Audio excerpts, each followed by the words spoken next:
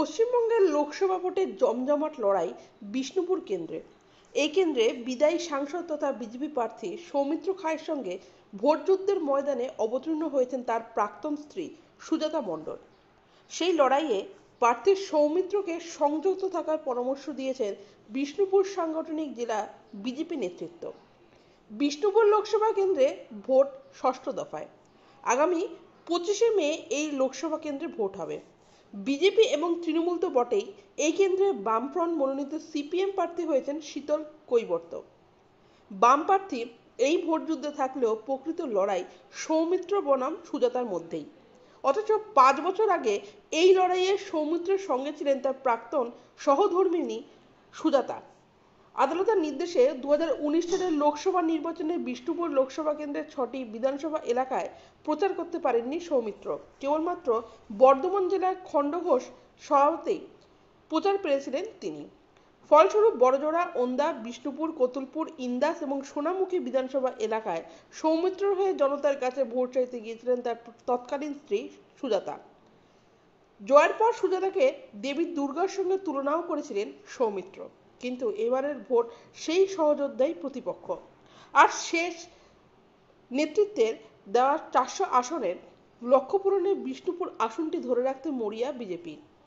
তাই সুজাতার কোনো ব্যক্তি আক্রমণ কিংবা অসংলগ্ন মন্তব্যের জবাব দিতে সৌমিত্রকে নিষেধ করেছে বিজেপি নেতৃত্ব। 2019 সালের লোকসভা নির্বাচনের প্রচারের অভিজ্ঞতা থেকেই তাকে পরামর্শ দেওয়া হয়েছে। কেবলমাত্র নরেন্দ্র মোদী সরকারের 10 বছরের কাজের হিসাব নিকাশের পাশাপাশি সাংসদ হিসেবে তিনি কী কাজ করেছেন তাই প্রচার করবেন।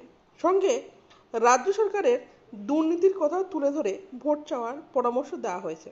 লোকসভা নির্বাচনের এই লড়াই কোনোভাবেই ব্যক্তিগত স্তরে যাক তা চাইছে না বিজেপি। 2019 সালের লোকসভা ভোটে সৌমিত্রর হয়ে ভোটে চাইলেও 2021 সালের বিধানসভা নির্বাচনের আগে বিজেপির সঙ্গ ছেড়ে তৃণমূলে যোগদান করেন সুজাতা।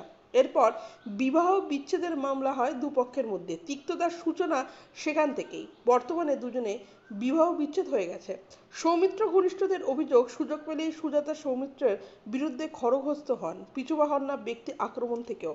এমনই পূর্ব অভিজ্ঞতা থেকে বিজেপির নেতৃত্ব বিদায়ী সাংসদ তথা প্রার্থী সৌমিত্রকে কোনো রকম প্ররোচনায় পা না দেওয়ায় নির্দেশ দিয়েছে বিজেপি। এই প্রসঙ্গে সোনামুখীর বিজেপি বিধায়ক দিবাকর ঘরামি বলেন, আমাদের প্রার্থী সবসময় আমাদের দল এবং সরকারের সাফল্য নিয়ে কথা বলবেন।